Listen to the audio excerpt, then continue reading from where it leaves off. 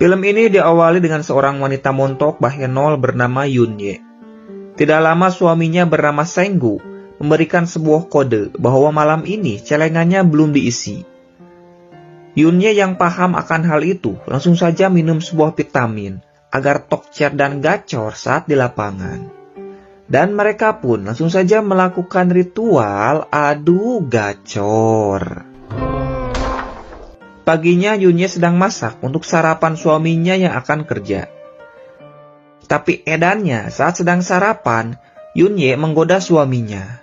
Berhubung mereka ini pengantin baru yang sedang dalam masa pertumbuhan, ujung-ujungnya mereka langsung saja melakukan ritual penggoyangan meja makan. Anjrit, sungguh sarapan yang sangat menggoyangkan. Setelah itu Senggu lalu berangkat kerja. Dan sudah ditunggu oleh temannya, kita sebut saja Udin biar simple cuy. Senggu ini bekerja sebagai seorang fotografer. Dan si Udin seorang dokter.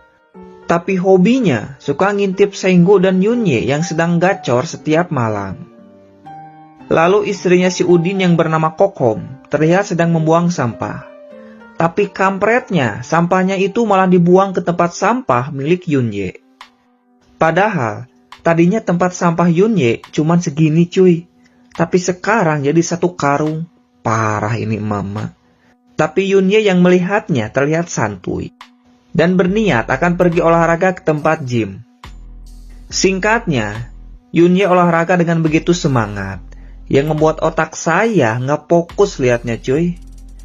Dan ditemani oleh teman sekaligus pelatihnya yang bernama Taijun. Kita pinasin aja cuy biar fokus Di tempat lain terlihat Senggu yang sedang melakukan sesi pemotretan pada seorang model bernama Yurin. Setelah selesai mereka lalu minum jamu temulawak bersama. Di sini Yurin curhat kalau dirinya akan diusir dari rumah kontrakan karena tidak bisa membayarnya dan bingung harus tinggal di mana. Si Yurin yang sudah mabok parah diantar pulang oleh Senggu. Besok paginya, Senggu dan Yunye sedang asik melakukan ritual senam pagi. Tapi apesnya, saat Senggu akan berangkat kerja, di dalam mobil si Udin malah muntah, yang membuat Senggu tidak konsentrasi. Dan akhirnya menabrak mobil yang ada di depannya. Senggu langsung meminta maaf dan akan mengganti rugi untuk memperbaikinya.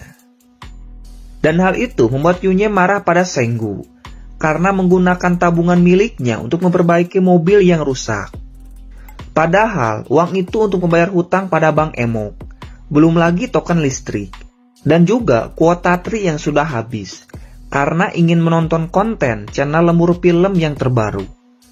Dan kata Yunye, untuk yang belum subrek harus subrek dulu, biar selalu ketemu sama dia. Itu kata Yunye cuy, bukan kata saya. Singkat waktu, saat di tempat kerja, Senggu terus memikirkan perkataan Yurin yang akan diusir dari kontrakannya. Senggu yang kasihan lalu menelepon Yunye dan meminta izin agar Yurin diizinkan tinggal di rumah mereka. Tapi Yunye jelas menolaknya. Di tempat lain, Yunye melihat Taijun membawa tas dan juga barang-barangnya. Ternyata dia diusir dari rumah oleh pacarnya, dan sekarang bingung harus tinggal di mana. Yunye yang kasihan lalu mengajak Taijun untuk tinggal di rumahnya saja. Tapi kampretnya, si Yunye ini tidak bilang dulu pada Senggu kalau Taijun akan tinggal di rumahnya. Kata saya juga apa cuy, gak di mana-mana wanita emang selalu benar. Singkatnya, Taijun sudah berada di rumah Yunye dengan membawa barang-barangnya. Saat Senggu pulang, dia langsung olohok karena ada pria lain di rumahnya dan membawa tas dan juga koper. Yunye lalu bilang kalau dia ini adalah temannya dan sekarang akan tinggal di sini sampai menemukan rumah yang baru. Senggu yang melihatnya hanya bisa terdiam kaku karena sebagai seorang suami dirinya merasa tidak dihargai.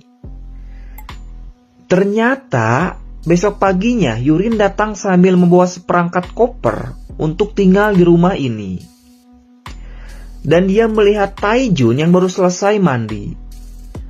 Singkat waktu, malamnya Yurin dan Taijun sedang mabok tuak versi kaleng. Si Yunye yang baru pulang langsung marah karena ada seorang wanita di rumahnya. Yurin lalu bilang kalau dirinya adalah teman Senggu dan akan tinggal di rumah ini karena disuruh oleh Senggu. Pada akhirnya mereka semua menjadi akur dan rukun. Besok paginya, Senggu dan Yurin pergi untuk kerja. Si Udin yang melihat ada barang bagus mencoba untuk menggoda Yurin. Di sisi lain, saat menelepon Senggu, Yunye mencoba mengambil alat untuk memasak. Tapi karena terlalu tinggi, Yunye kesulitan untuk mengambilnya. Sampai-sampai dia mengeluarkan suara untuk mengambil alat itu. Dan akhirnya Taijun mengangkat Yunye agar bisa mengambilnya. Si Yunye lalu menutup telepon dari Senggu. Tapi ternyata Senggu mendengar suara itu merasa curiga dan membuatnya tidak tenang. Sampai-sampai dia membayangkan kalau Yunye sedang bermain kuda lumping dengan si Taijun.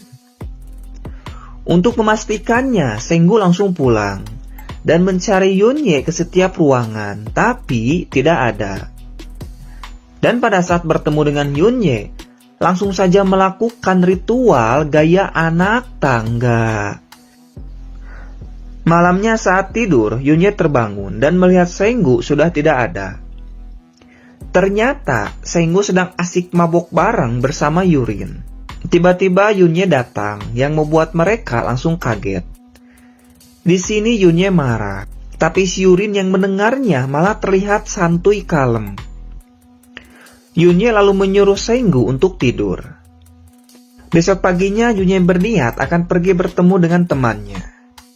Sebelum pergi, dia masuk ke kamar Yurin yang masih tidur. Dan hal itu membuat Yunye merasa tidak tenang karena meninggalkan Senggu dan Yurin di rumah ini berdua. Singkatnya,